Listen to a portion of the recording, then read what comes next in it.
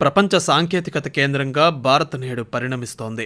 Global సౌత్లో అతిపెద్ద కృత్రిమ మేధ సదస్సు ఇండియా ఏఐ ఇంపాక్ట్ సమ్మిట్ 2026కు భారత్ వేదికయ్యింది. న్యూఢిల్లీలోని భారత మండపంలో జరుగుతున్న ఈ సదస్సులో 80కి పైగా దేశాల ప్రతినిధులు, 500 మందికి పైగా అంతర్జాతీయ నిపుణులు పాల్గొంటున్నారు. ఇండియా ఏఐ ఇంపాక్ట్ సమ్మిట్ విశేషాలన్నింటినీ ఈనాటి ఈ ప్రత్యేక కార్యక్రమంలో మాట్లాడుకుందాం.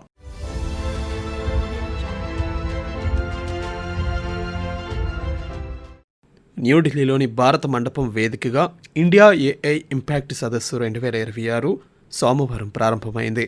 కృత్రిమ మేధకు సంబంధించి గ్లోబల్ సౌత్లో జరుగుతున్న తొలి అంతర్జాతీయ శిఖరాగ్ర సమావేశం కావడంతో యావత్ ప్రపంచ దృష్టిని న్యూఢిల్లీ ఆకర్షించింది. విస్తృత స్థాయిలో జరుగుతున్న ఈ సదస్సులో తొలి రోజున అంతర్జాతీయ విధాన రూపకర్తలు, వివిధ సంస్థలు, సాంకేతిక రంగంలోని ప్రముఖులు, ఆవిష్కర్తలు, పారిశ్రామిక ప్రతినిధులు పాల్గొన్నారు. తొలి రోజు జరిగిన చర్చల్లో భాగంగా అంతర్జాతీయంగా ఏఐ రంగంలో భారతదేశం పోషించబోయే కీలక పాత్రపై ప్రపంచవ్యాప్త మేధావులు చర్చించారు.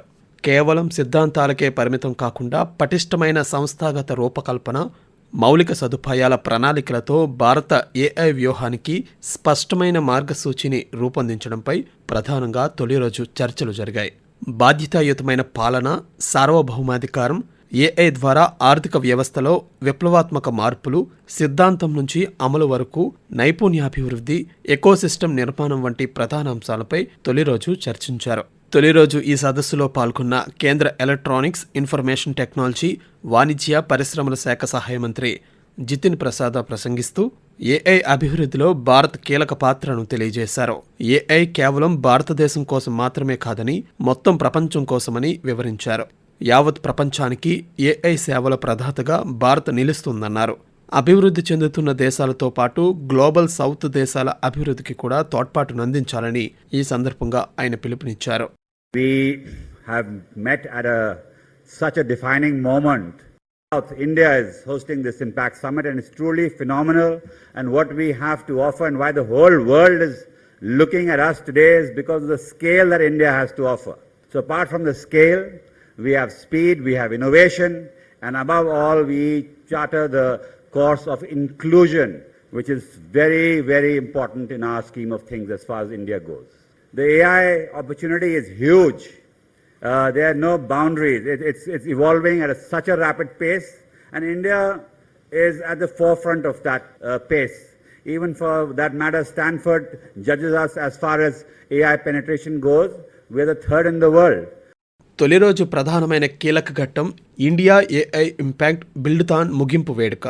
అందరికీ ఏఐను అందుబాటులోకి తీసుకురావాలనే లక్ష్యంతో చేపట్టిన దేశవ్యాప్త కార్యక్రమం ఇది. ఈ సదస్సుకు ముందు దేశంలోని 21 నగరాల్లో 48 వర్క్షాప్స్ నిర్వహించి 10,000 మందికి పైగా విద్యార్థులను ఈ బిల్డ్థాన్లో భాగస్వామ్యులను చేశారు. దీనిని అఖిల భారత స్థాయి హ్యాక్థాన్గా విస్తరించగా 100 నగరాల నుంచి 40,000 మంది శిక్షణార్థులు, వృత్తి నిపుణులు ఈ బిల్డ్థాన్లో పాల్గొన్నారు. అందరికీ సాంకేతికతను అందుబాటులోకి తీసుకురావాలనే లక్ష్యంతో సాంకేతిక రంగంతో సంబంధం లేని వారు కూడా ప్రాథమిక అవగాహన పొందేలా 4 ప్రారంభ స్థాయి ఏఐ కోర్సులను కూడా పూర్తి చేశారు ఈ బిల్డ్థాన్లో భాగంగా. ఇక తొలి రోజు ఎంపిక చేసిన కొన్ని ప్రధాన అంశాలపై చర్చలు చేపట్టారు. అందులో ముఖ్యంగా విశ్వసనీయమైన ఏఐ, ఆవిష్కరణలు, నియంత్రణల మధ్య సమతుల్యత అనే అంశంపై జరిగిన చర్చలో నియంత్రణ చట్టాలు, సాంకేతిక పురోగతి సమాంతరంగా ఎలా ముందుకు సాగాలనే అంశాన్ని నిపుణులు విశ్లేషించారు. ఇందులో భాగంగా పారదర్శకత, వివరణాత్మక పరిపాలనా వ్యవస్థలు, బాధ్యతాయుతమైన నిర్మాణాలు, మానవ పర్యవేక్షణ ప్రాముఖ్యతపై కీలక చర్చలు జరిగాయి.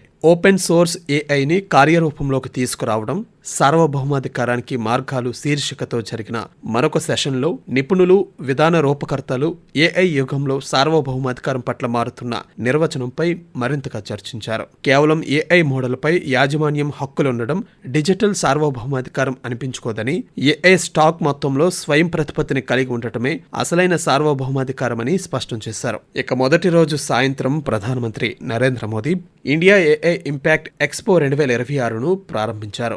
ఆవిష్కర్తలు, పరిశోధకులు, సాంకేతిక నిపుణుల మధ్య ఉండటం ద్వారా కృత్రిమ మేధ, భారతీయ ప్రతిభ, ఆవిష్కరణల అసాధారణ సామర్థ్యం స్పష్టమవుతోందని ప్రధానమంత్రి ఈ సందర్భంగా పేర్కొన్నారు.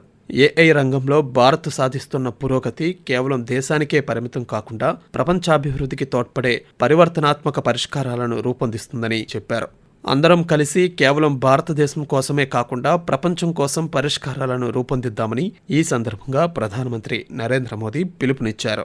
ఇండియా ఏఐ ఇంపాక్ట్ సమ్మిట్ 2026 తొలి రోజు కార్యక్రమాలు అంతర్జాతీయ ఏఐ రంగంలో ఒక శక్తివంతమైన కేంద్రంగా భారతదేశ స్థానాన్ని మరింత సుస్థిరం చేశాయి. కేవలం సాంకేతికతను వినియోగించుకునే దేశంగానే కాక భారీ స్థాయిలో విస్తరించగలిగే బాధ్యతాయుతమైన ఆర్థిక విప్లవాన్ని తీసుకురాగల ఏఐ పరిష్కారాలను సృష్టించే దేశంగా భారత్ ఆవిర్భవించిందని ఈ సదస్సు చాటి చెప్పింది.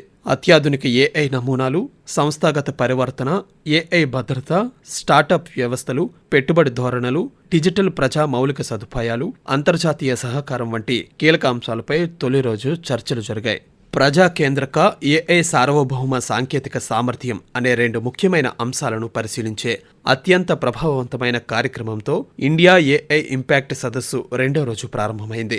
2వ రోజు సదస్సులో అల్గారిథంల నుంచి ఫలితాల వరకు ప్రజల కోసం పనిచేసే ఏఐను నిర్మించడం అనే కార్యక్రమం జరిగింది.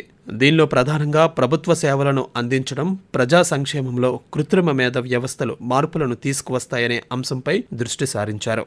ఈ కార్యక్రమంలో పాల్గొన్న ఎలక్ట్రానిక్స్ ఐటీ మంత్రిత్వ శాఖ కార్యదర్శి ఎస్ కృష్ణన్ మాట్లాడుతూ విభిన్న అవసరాలను, వాస్తవ ప్రపంచ సవాళ్లను పరిష్కరించేలా భారతదేశ ఏఐ మిషన్ రూపుదిద్దుకుందని చెప్పారు.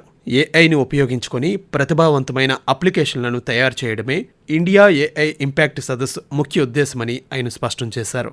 ఇక 2వ రోజు ఈ సదస్సుకు హాజరైన కేంద్ర ఎలక్ట్రానిక్స్ ఇన్ఫర్మేషన్ టెక్నాలజీ శాఖ మంత్రి అశ్విని వైష్ణవ్ ఒక కీలక ప్రకటన చేశారు.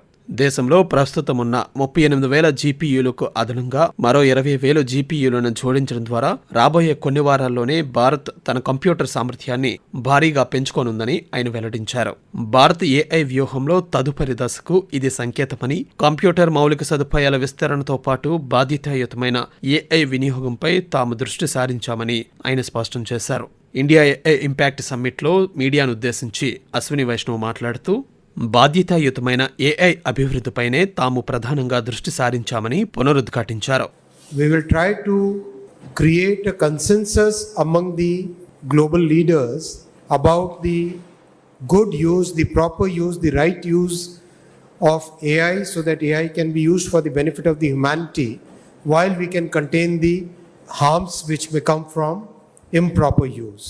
కృత్రిమ మేధ ప్రయోజనాలు అందరికీ అందేలా చూడడం కోసం ఆరోగ్యం, విద్యా రంగాలలో విస్తృతంగా దీనిని వినియోగిస్తామని తెలిపారు. సాంకేతికతను అందరికీ అందుబాటులోకి తీసుకురావాలన్న ప్రధానమంత్రి నరేంద్ర మోదీ దార్శనికతకు భారత్ ఏఐ వ్యూహమే నిదర్శనమని అశ్విని వైష్ణవ్ వ్యాఖ్యానించారు.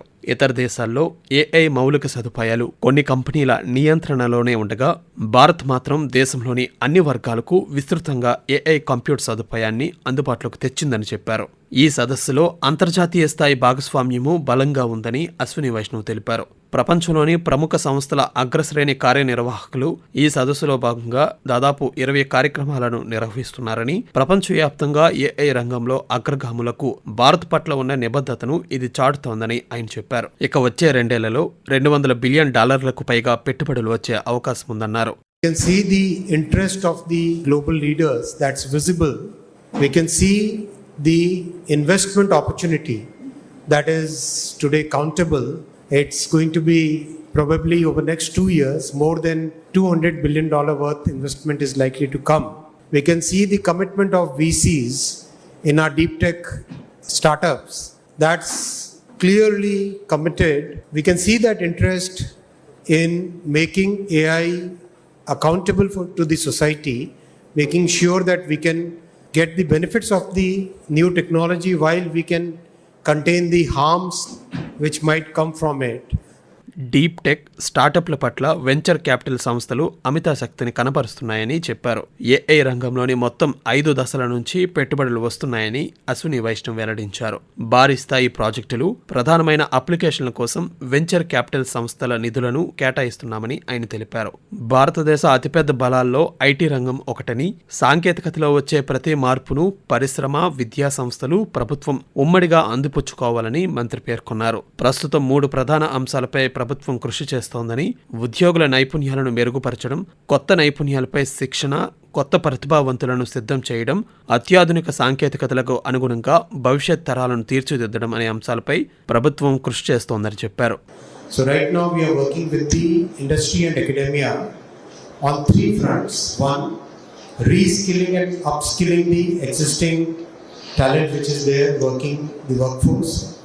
2, creating a new talent pipeline. 3, making sure that the coming generations are ready for this new technology. All these 3 things are happening in parallel. So far, more than 100 colleges are there where the IT industry is getting their talent reskilled. Our Future Skills program, which we started 3 years ago, that is also deployed now for AI-based reskilling. Education Ministry and AICT are working on changes in the course curriculum so that the talent pipeline keeps getting updated and the youth gets new opportunities. అదేవిధంగా రంగాల వారీగా AI వినియోగం గురించి అశ్విని వైష్ణవ్ మాట్లాడుతూ 5వ పారిశ్రామిక విప్లవానికి కృత్రిమ మేధ నాంది పలుకుతుందన్నారు. ఆర్థిక వ్యవస్థతో పాటు సమాజంలోని ప్రతి రంగాన్ని ఇది ప్రభావితం చేస్తుందన్నారు. ఈ సదస్సులో ప్రదర్శించిన ఆరోగ్య రంగ సాధనాలు వైద్య సేవలను సామాన్యులకు మరింత అందుబాటు ధరలోకి తెస్తాయని, అలాగే విద్యారంగ సాధనాలు ప్రతి విద్యార్థికి వారి అవసరాలకు తగ్గట్లుగా వ్యక్తిగత బోధనను అందిస్తాయని ఉదాహరణలతో పేర్కొన్నారు. సదస్సు మొదటి రోజే సుమారు 2.5 లక్షల మందికి పైగా విద్యార్థులు బాధ్యతాయుత ఆవిష్కరణల కోసం ఏఐని ఉపయోగిస్తామని ప్రతిజ్ఞ చేసి గిన్నిస్ ప్రపంచ రికార్డు నెలకొల్పారని అశ్విని వైష్ణవ్ ఈ సందర్భంగా ప్రకటించారు. బాధ్యతాయుత రీతిలో ఏఐని అభివృద్ధి చేయడానికి, ఆవిష్కరణలను ప్రోత్సహించడానికి, సమాజంలోని అన్ని వర్గాలకు ప్రయోజనం చేకూరేలా వివిధ రంగాల్లో దీనిని విస్తృతంగా అందుబాటులోకి తీసుకురావడానికి భారత్ కట్టుబడి ఉందని స్పష్టం చేస్తూ అశ్విని వైష్ణవ్ తన ప్రసంగాన్ని ముగించారు. ఇండియా ఏఐ ఇంపాక్ట్ సమ్మిట్లో ఏర్పాటు చేసిన 10 పెవిలియన్లు సందర్శకులను విశేషంగా ఆకట్టుకున్నాయి. పరిశ్రమ అగ్రగాములు, అంకుర సంస్థలు, విద్యా సంస్థలు, ప్రభుత్వ ప్రతినిధులు, పౌరుల బలమైన భాగస్వామ్యాన్ని ఇది ఎంతో ప్రభావితం చేసింది. ప్రతికూల వాతావరణం ఇబ్బంది కలిగించిన అత్యాధునిక కృత్రిమ మేధ ఉపకరణాలు, సాంకేతిక పరిజ్ఞానాల ప్రత్యక్ష ప్రదర్శనను వీక్షించేందుకు యువతరం విద్యార్థులు పెద్ద సంఖ్యలో తరలివచ్చారు. నిపుణుల అభిప్రాయం ప్రకారం predictive analytics, real time monitoring and AI enabled response systems వంటి వ్యాపారాలు సహా ప్రభుత్వ విభాగాలు, సంస్థల సైబర్ భద్రత వ్యవస్థల బలోపేతంలో ఈ ఉపకరణాలన్నీ తోడ్పడతాయి. ఇండియా ఏఐ ఇంపాక్ట్ సదస్సు 3వ రోజు ప్రారంభ సమావేశం సదస్సు వర్కింగ్ గ్రూపుల ద్వారా కీలకమైన ఫలితాల గురించి సంభాషణలతో ప్రారంభమైంది. ఇది ప్రపంచ ఏఐ ప్రాధాన్యాల కోసం సహకారాత్మక చర్యలకు వేదికను అందించింది. ప్రజలు, భూమి, పురోగతి వంటి సూత్రాల మార్గనిర్దేశంలో ఈ సదస్సు 7 థీమాటిక్ వర్కింగ్ గ్రూపులు కేంద్రంగా తన ఎజెండాను రూపొందించింది. ఈ సమూహాలు గత కొద్ది నెలలుగా ప్రపంచ ఏఐ ప్రాధాన్యతల కోసం సహకారాత్మక చర్యలను కొనసాగించే లక్ష్యంతో కేంద్రీకృత ఏఐ ఫలితాలపై చర్చించాయి. మొత్తంగా అంతర్జాతీయ ఏఐ సహకారంలో ఉమ్మడి ప్రమాణాలు, సహకారాత్మక విధానాలు, ఆచరణాత్మకమైన పరిష్కారాలకు మద్దతివ్వడంలో సమన్వయకర్తగా, భాగస్వామిగా భారత్ను ఈ సదస్సు నిలబడుతుంది. ఇది చర్చల నుంచి ఫలితాల సాధన మార్పును సూచిస్తుంది.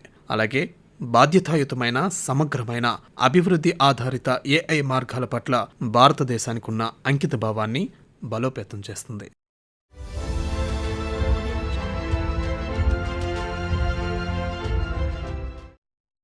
ఇప్పటి వరకు మీరు ఇండియా ఏఐ ఇంపాక్ట్ సమ్మిట్ 2026పై ప్రత్యేక కార్యక్రమం విన్నారు. రచన మరియు వ్యాఖ్యానం డివి సత్యనారాయణ. సమర్పణ ప్రాంతీయ వార్తా విభాగం, ఆకాశవాణి విజయవాడ కేంద్రం.